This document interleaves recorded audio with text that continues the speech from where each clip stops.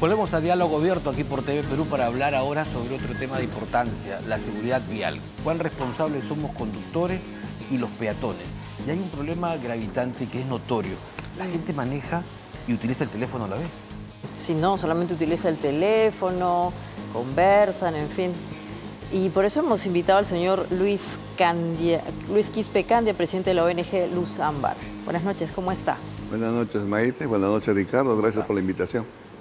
Bueno, entonces vamos a adentrarnos a algunas estadísticas, como la que ha mencionado Ricardo, pero también nos denota que muchos de los accidentes que se producen en el tránsito puede ser también porque no hay pericia, pero también porque quien está llevando un vehículo no se dedica justamente a eso, a conducir de manera adecuada.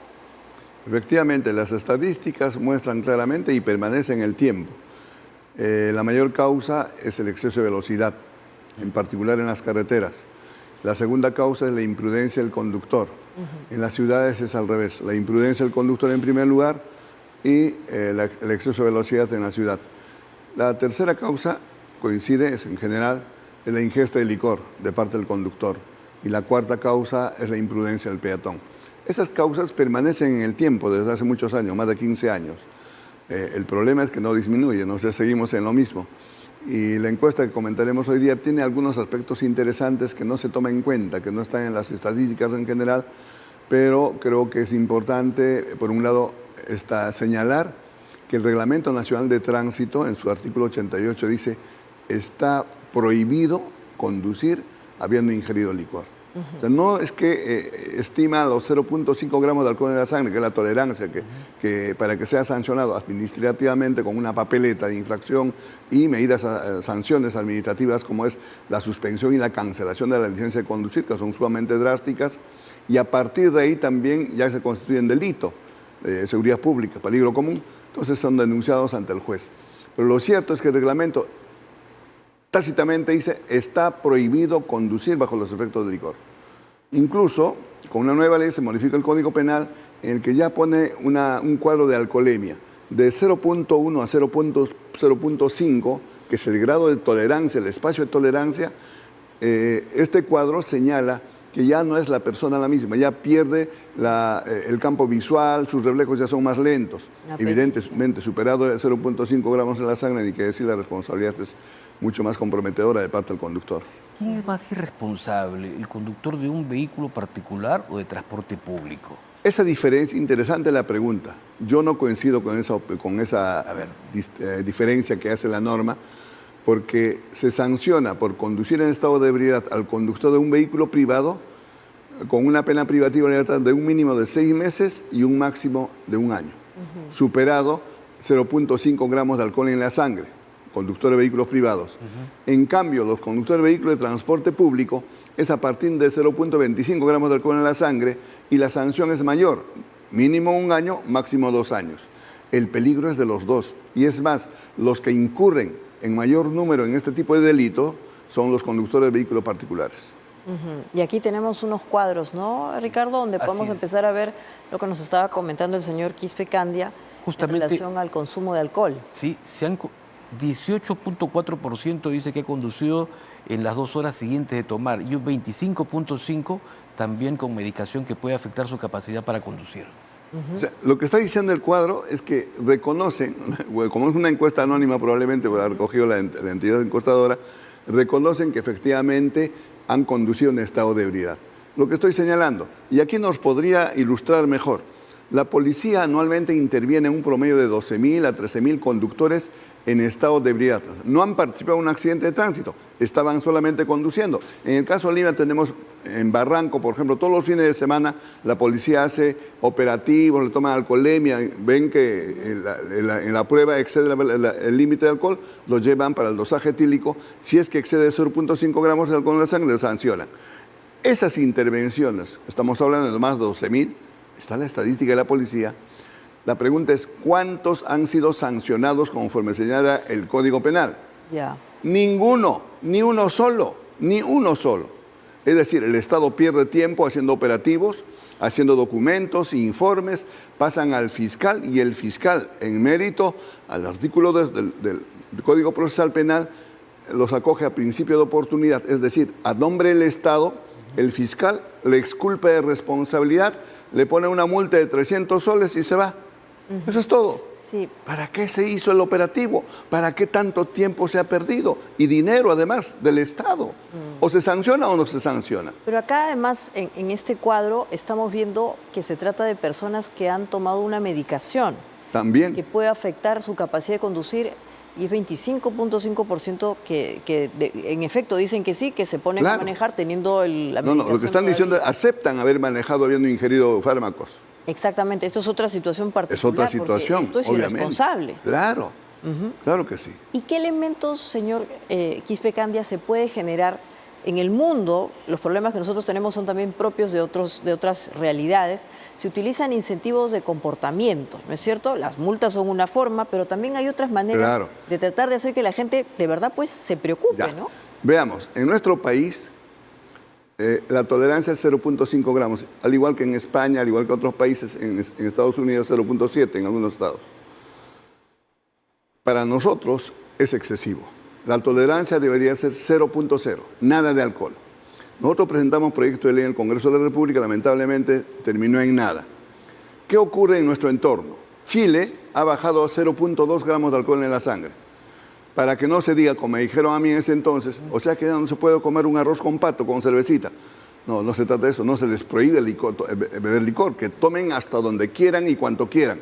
Lo que se les dice es que no tienen el derecho de sentarse en la máquina, en el timón, y manejar en estado de ebriedad. A eso no tienen derecho. ¿Qué han hecho en España? En España lo que han hecho es modificar su código penal, ya han incorporado en el código penal el delito contra la seguridad vial. Ese delito no está establecido en nuestro Código Penal.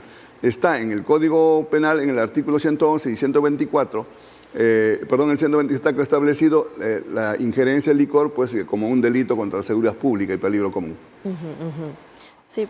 Sí, ahora yo quería preguntarle también sobre cómo estos accidentes van de la mano también con, las señalizaciones, el estado de los semáforos, por ejemplo, en las grandes ciudades, aquí en Lima y en el interior del país. ¿Cuánto también hay la responsabilidad del propio sistema? También. Es menor, pero existe. El 95% de los accidentes de tránsito son por responsabilidad del ser humano. En mayor proporción, por ejemplo, el 87% es por responsabilidad del conductor. El otro porcentaje es por responsabilidad del peatón. Pero hay un 5% que es por la vía, el estado de la vía o el clima, otros factores exógenos. Es verdad, en nuestro país, lamentablemente, las calles, por ejemplo, la calzada, está llena de huecos. No hay un mantenimiento de las vías. O sea, apenas algunas, en la capital por lo menos las avenidas principales están en regular estado, pero ya en el interior del distrito están totalmente abandonados. ¿Quién es el responsable? El alcalde distrital. Las vías que son metropolitanas, naturalmente el alcalde provincial. Entonces, lo que se tiene que hacer aquí es, nosotros hemos planteado, por ejemplo, la necesidad de que las multas de tránsito y las multas al transporte vayan exclusivamente a un fondo que sea para atender las calzadas, para la semaforización, para la señalización. Pero no es así. Las municipalidades recaudan ese dinero y entra en su caja central. Sí. ¿Qué falta en nuestro país? Los semáforos, lo que usted acaba de mencionar. Nuestros semáforos son obsoletos. Apenas hay 400 intersecciones semaforizadas con fibra óptica, de las 1.700 que existen. Las demás son convencionales, que no se comunican una con otra, es decir, no hay un software uniforme con el que se pueda regular el sistema de semaforización en la ciudad. Entonces, eso evidentemente genera congestiones, genera malestar, están malogrados, en mal estado. La municipalidad hace los esfuerzos, pero no es suficiente. Tiene que haber una gran inversión para implementar semáforos inteligentes. Los países que están a nuestro alrededor tienen semáforos inteligentes, tienen controles electrónicos, y eso es lo que nos hace falta. No hace falta policías en las esquinas con un silbato y con una vara tratando de resolver los problemas de congestión cuando la tecnología nos ofrece implementar semáforos inteligentes. Pero además, para volver al tema comportamental, ahí tenemos más de la encuesta. De lejos, señor Quispe Candia, el tema del celular es un gran distractor, ¿no? Ahí estamos viendo son 63.5% indica que lo hace, que se distrae justamente por hablar por teléfono o ver las redes sociales. Yo quiero insistir en el tema de cómo hacemos para que la gente se dé cuenta que está poniendo en peligro su propia vida. El asunto del cinturón de seguridad, por ejemplo, fue un éxito, ¿no? Hoy día todo el mundo se pone el cinturón de seguridad en el Perú y antes nadie lo hacía. Hubo todo un plan ahí para que la gente tome en cuenta que si no lo hacía iban a haber multas, pero además estos incentivos de comportamiento, ¿cómo hacemos? Efectivamente, hay interesantes la respuesta que vemos en la encuesta en cuanto al uso de los celulares. Esta forma de distracción en el mundo ha aumentado. Incluso en los Estados Unidos, en países desarrollados, es una de las principales causas de los accidentes de tránsito. Y en nuestro país, obviamente, lo es mucho más. Y además de eso, lo comentamos del cinturón de seguridad. ¿Qué pasa? El problema es que no hemos tomado conciencia de la seguridad vial. No hemos tomado conciencia que nosotros tenemos que cuidar nuestra vida. Es verdad, el piloto y el copiloto generalmente utilizan el cinturón de seguridad. Y los que viajan atrás no utilizan el cinturón de seguridad. Cuando tomo un taxi, en el asiento de atrás siempre busco el cinturón y muchas veces ni siquiera está bien instalado, está escondido, no hay forma de ponerse de seguridad. Yo le pido al conductor que se detenga y que habilite el cinturón de seguridad. Pero ¿cuántos lo hacen? Generalmente no lo hacen, ni se ponen el cinturón de seguridad. Y en un accidente de tránsito lo que ocurre es que se abren las puertas y salen por ahí las personas y van a morir. Entonces no valoramos nuestra vida. Igualmente el que se distrae con el teléfono, ¿cómo es? Porque los accidentes son en fracciones de segundo, no pasan minutos ni horas, no, son fracciones de segundo. En la mínima distracción que tenga con el semáforo, baja la visión nada más el semáforo, suficiente, va colizando contra otro vehículo y se va al hospital. O sea, lamentablemente falta un proceso largo de toma de conciencia y para eso la responsabilidad del Estado es educar a la población. Desde la niñez, todo el proceso de primaria y secundaria debería incorporarse en el sílabus de los escolares el conocimiento de las normas de tránsito, para que tomen conciencia o tomemos conciencia. En España hicieron eso, no solamente obligar a los chicos que reciban el curso, sino se obligó a todas las entidades del Estado y las entidades privadas para que reciban el curso de seguridad de forma transversal. Todos, pero igual. Los privados invertían en esa capacitación mejor invierten en esa capacitación y deducen de sus impuestos el gasto que han hecho en la capacitación. Señor Quispe, tenemos 2 minutos. Yo quería aprovechar ese tiempo para recabar una opinión sobre el tema de los peajes, que nuevamente vuelve al tapete. 7,50 soles se anuncia ya que sería el monto que tendrían que pagar quienes, por ejemplo, quieren salir de Lima hacia cruzar Puente Piedra. El problema de los peajes se ha convertido en un tema, lamentablemente, creo yo, político. En una forma muy sencilla, no es la primera vez que comento sobre este tema, lo he hecho muchas veces en muchos medios, y evidentemente lo hago con respeto a nuestras autoridades, respeto al alcalde, sus consejeros, los concejales y sus asesores.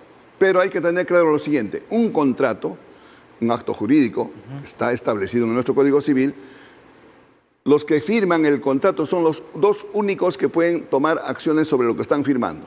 En el caso de estos contratos, que son un contrato ley que garantiza la Constitución, entre el concedente, que es el Estado, y el concesionario, que es la empresa, renuncian al fuero del Estado, renuncian al órgano jurisdiccional y se someten a un tribunal arbitral, a un tribunal privado. Entonces, la única instancia en que pueden dirimir sus diferencias es en tribunal arbitral. De modo que, a mi modesto entender, el alcalde actual de Lima, al decir que va a denunciar, que va a encontrar otros caminos, es absolutamente, que me perdone, pero es una falacia. No hay ninguna denuncia penal, no hay forma de encaminar. Simplemente lo que tiene que hacer el alcalde es sentarse en un tribunal arbitral y plantearles, es decir, oye, estás ganando 7 soles es demasiado, el alza que estás haciendo es demasiado, ¿cuánto tiempo es tu contrato? ¿Cómo podemos discutir para bajar el peaje? Buscar soluciones los dos, entre la municipalidad y la concesionaria. No hay otra forma de resolver. Lo demás simplemente va a terminar en nada. Y ojo, que ya han ganado en el CIADE, estas empresas han ganado los procesos. Ahí, por supuesto, ya hay sobre eso claramente, ya está determinado en laudos en que están sancionando al Estado peruano y quienes pagamos esos laudos somos todos nosotros. Muy bien, muchas gracias, señor Luis Quispe Candia, por haber estado con nosotros. Y bueno, nos vamos al corte. Sí. Después volveremos para hablar de migración en el Perú. Gracias. ¿Y cómo van a regularizar su situación los ciudadanos extranjeros que están en el país? Así es, faltan 9 días, así que no se vayan, es diálogo abierto.